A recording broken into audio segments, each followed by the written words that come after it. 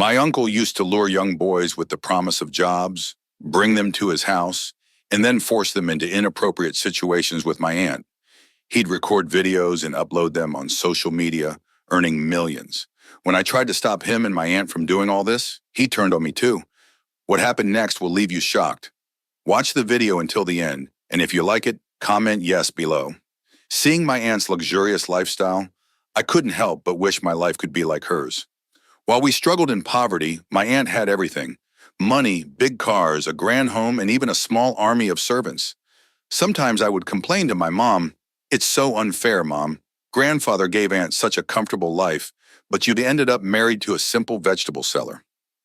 My father sold vegetables for a living, and that became my biggest regret.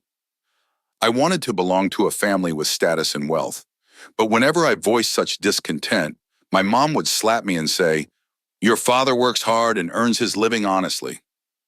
You should respect him. What's written in one's destiny will happen." She'd continue. And as for your aunt, her husband wasn't always well off. He was just a small-time photographer, taking pictures at weddings and events. But over time, his circumstances improved and his life changed. God decides whose fate will change. With that, she'd fall silent. But her words didn't satisfy me. I hated looking around at our surroundings. Everything felt so suffocating. Then one day, my father came home and said we needed to move to the village because my grandmother was very ill. He said, "We'll have to spend some time there. I'll find work somehow, and we'll make do."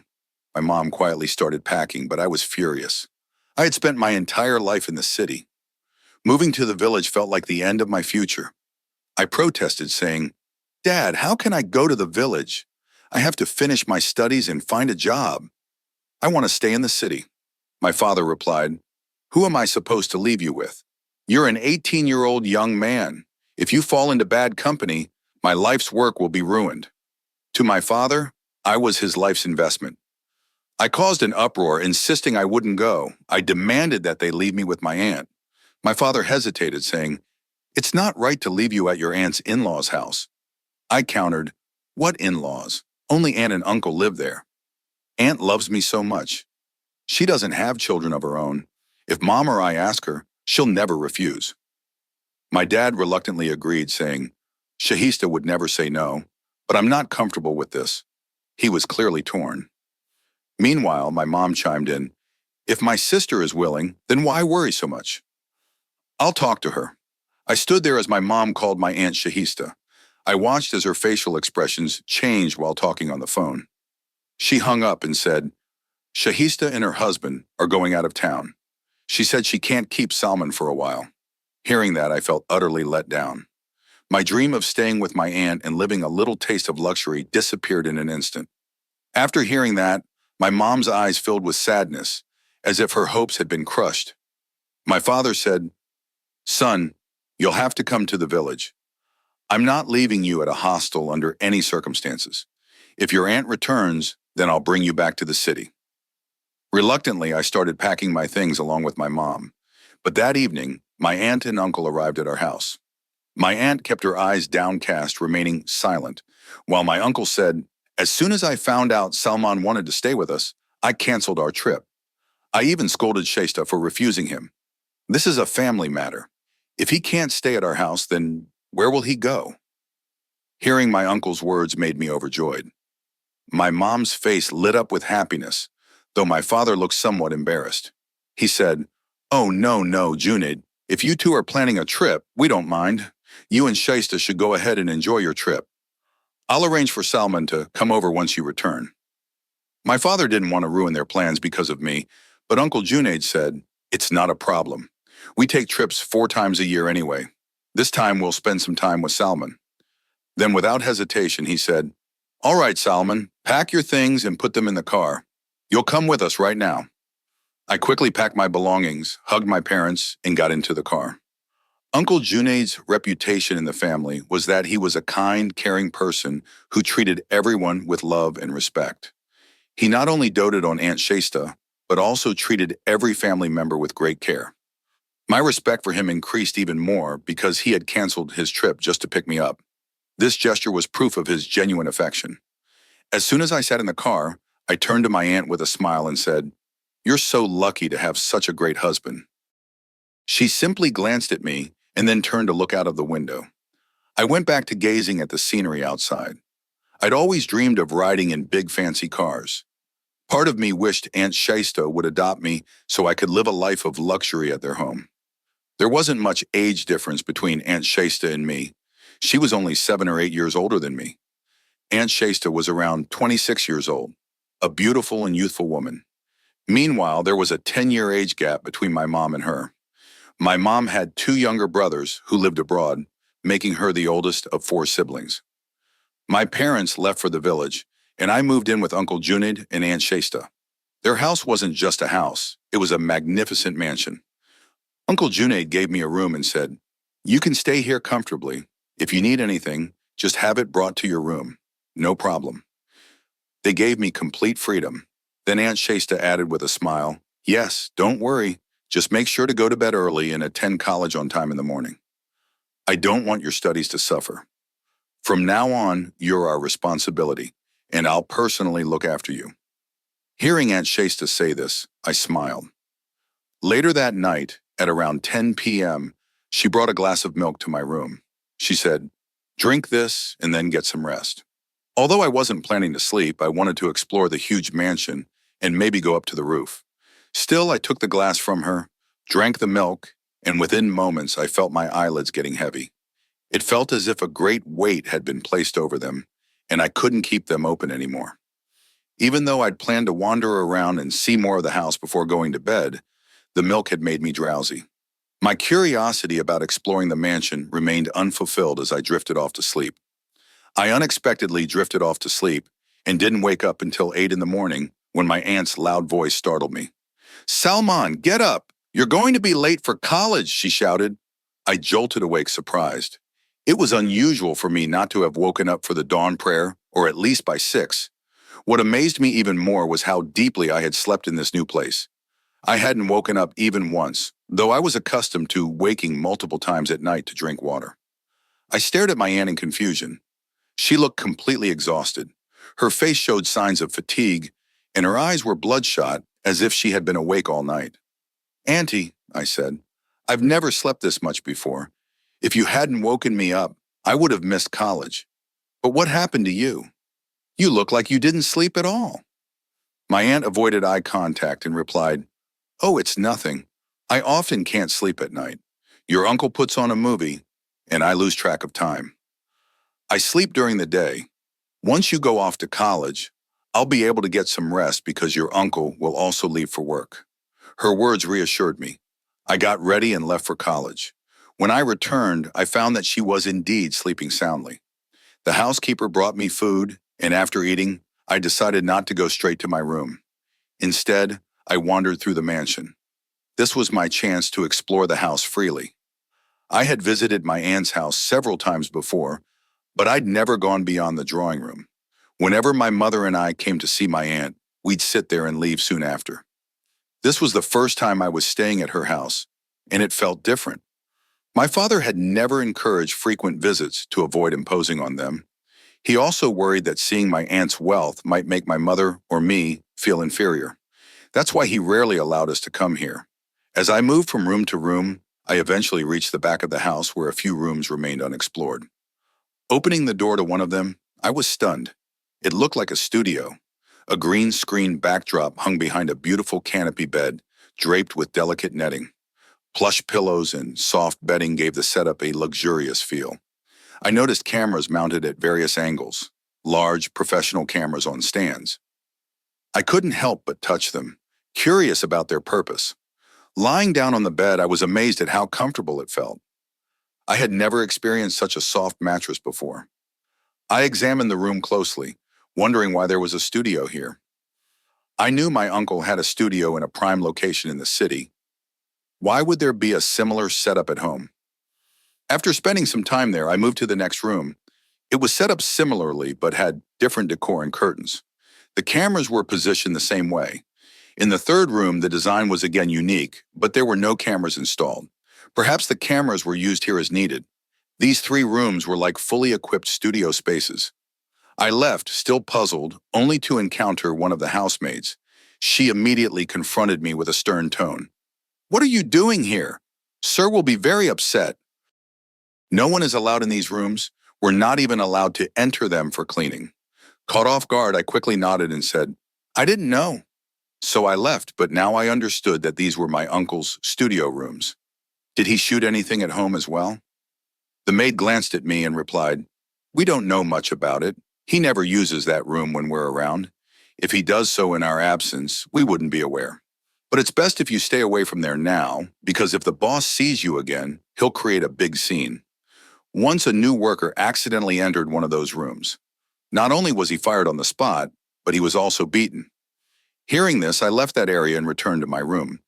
However, I couldn't shake the thought that my uncle must be a highly skilled photographer. That would explain why 3 of his mansion's rooms were set up as studio spaces. The cameras I saw there must have been worth a fortune. I was already in awe of my uncle's lifestyle and profession. I began to think that after completing my degree, I should learn photography from him as well. Clearly, my aunt wasn't living such a lavish life for no reason. I admired my uncle's hard work and my aunt's good fortune. Later that evening, I stepped out of my room and saw my aunt sipping tea in the garden. She smiled as she saw me, and I went to sit beside her. Almost without meaning to, I mentioned that I had been in my uncle's studio room. The moment I said it, my aunt's expression changed dramatically. She nearly jumped and her face turned pale. "Suleiman, never step foot in there again," she said slowly, "and don't ever bring this up in front of your uncle. Otherwise, he'll make it very difficult for you to stay here." Her words startled me. "Auntie, I'm not a child who would break things.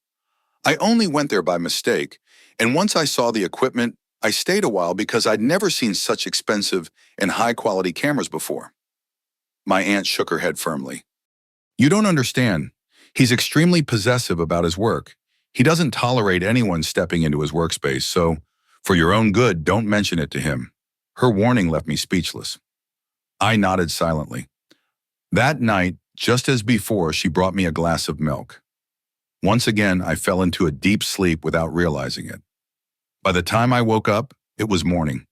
Now I was even more puzzled. This didn't feel like a coincidence. At breakfast, I noticed my aunt again.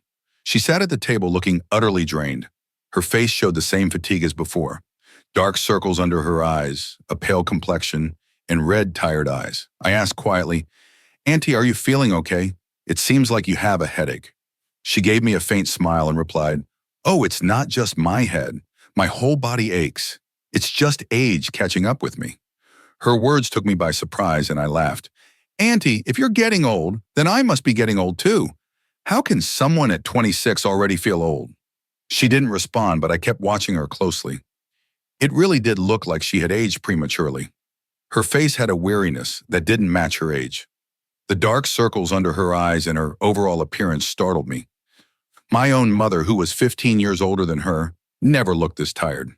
Despite not having much food or resources, my mother's face never showed such deep exhaustion. The vegetables that my father sold would often be the leftovers he'd bring home for us to cook and eat.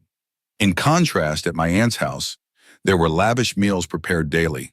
Plenty of dry fruits, milk, juices, and all sorts of luxuries. Yet despite having all of these comforts, my aunt seemed unwell. I thought maybe it was the lack of children that troubled her.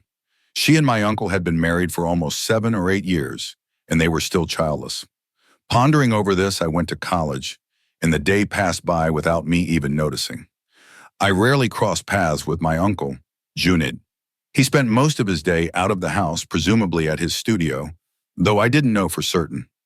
The following night, when my aunt brought me a glass of milk, I placed it aside and engaged her in conversation. She chatted with me for a while, making sure I felt at home. Before leaving, she reminded me to finish the milk and go to bed on time. I nodded, but I had no intention of drinking it, nor did I feel like sleeping. After a while, I quietly left my room. My curiosity piqued. I thought, why not see what my uncle's shooting rooms are like at night?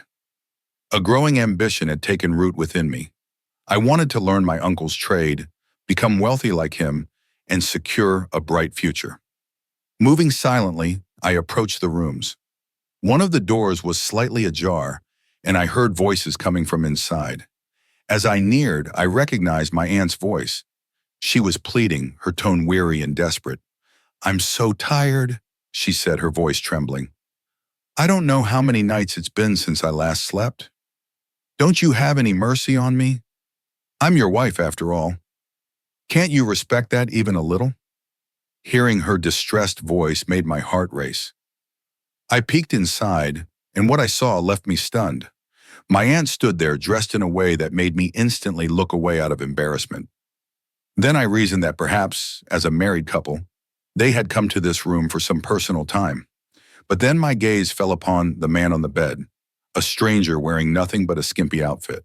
He was staring intently at my aunt. Before I could process what was happening, my uncle shoved my aunt onto the bed and barked at her. "Put a smile on your face. Even if you don't smile, I can still shoot a great scene with your tears. People enjoy watching these kinds of forced acts. When they think you're being mistreated, they'll watch the video even more." He laughed and turned on his cameras, while that man on the bed began to do things with my aunt that I can't even describe. It was as though everything clicked in that moment. I finally understood where all the money came from, why my aunt always seemed so sad and exhausted, and why she carried an air of misery despite living in luxury. Her own husband was selling her dignity for profit. I stood frozen, my mind racing, until I could no longer contain my anger. Without thinking, I rushed into the room. Throwing a shawl over my aunt, I confronted my uncle, shouting, "What is all this? Don't you have any shame treating your wife like this?" The other man in the room immediately stood up. At a signal from my uncle, he left without saying a word. My uncle turned to me, his eyes blazing, and said, "Suleiman, go back to your room and stay out of this. You've been given a place to live here for free, everything handed to you without cost. So why are you making it your problem? Now that you've seen all of this, just close your eyes and pretend you didn't." Furious, I pushed my uncle away, helped my trembling aunt to her feet, and guided her to my room. She was shaking badly, unable to meet my gaze out of sheer shame. Once we were inside, I locked the door and gave her some of my clothes to change into, allowing her to shed those degrading garments. As she changed, tears streamed down her face, and she asked, "What will happen now? You brought me here, but your uncle won't just let this go. To the rest of the family, he's always been a paragon of virtue. I didn't want you coming to stay here because I knew the truth might come out, but your uncle is so determined to maintain his good guy image that he would do anything to keep it. No one will believe me if I speak out." I tried to reassure her. "Don't worry. As soon as morning comes, we'll leave this place. I'll tell my parents the whole truth. I can't call them right now because of the poor signal, but once we reach the village, I'll explain everything. We'll leave on the first available bus tomorrow." That night, my uncle banged on the door repeatedly, demanding to be let in. But I didn't budge. Eventually, silence fell. I made up my mind to find a safe moment to get my aunt out of there. As dawn broke, I took my aunt by the hand, and we stepped out of the room. My uncle was sitting in the lounge. He glanced at us briefly, but didn't say a word. I quickly led my aunt out of the house, leaving him behind. We reached my older aunt's house, where I planned to drop off my aunt before heading to the village to tell my parents everything. I thought we'd arrange a safe place for her and figure things out from there. But as soon as we entered my older aunt's house, she lashed out at us with vile accusations. Then she took out her phone and showed me something that made my heart sink. Displayed on her phone's screen was a picture, one that showed my aunt clinging to me for comfort. It was from the moment I had thrown the shawl over her shoulders and held her close. My uncle, ever the skilled cameraman, had hidden cameras in the house. He had recorded the moment and extracted clips, which he then twisted and used against us. Before we even realized it, my uncle had spread a lie throughout the entire family. He had sent a tearful message claiming that I had betrayed him by conspiring with his wife. In an instant, both my aunt and I were branded as traitors, and our names were tarnished in front of everyone we cared about. I tried to explain the truth to my aunt and uncle, but my uncle had always managed to present himself as such an upstanding individual that no one believed us. With no other options, I decided to take my aunt to the village. When we arrived, my parents had already heard the rumors that sullied our names. They wanted to know the truth from us directly. My aunt and I told them everything. My father was deeply saddened, and my parents decided to give my aunt a place to stay in the village. Today, my aunt lives with us in our home. Although her brothers and sisters-in-law still hurl accusations and insult her, we no longer care what others say. She is living a life of dignity now, trying to move past the pain of her past. We've even sent my uncle a formal notice for divorce. Hopefully, she'll soon be free of that oppressive and meaningless bond that has brought her nothing but suffering. To anyone reading this, I urge you to carefully vet the families you consider for your daughter's marriages. The facade of wealth and respectability can often hide a hollow and despicable reality. My uncle always put on a show of kindness and virtue, but the ugliness within him was something I came to know only after seeing his true face during those few days at his home. Never judge someone solely by their outward shine without understanding the reality beneath the surface.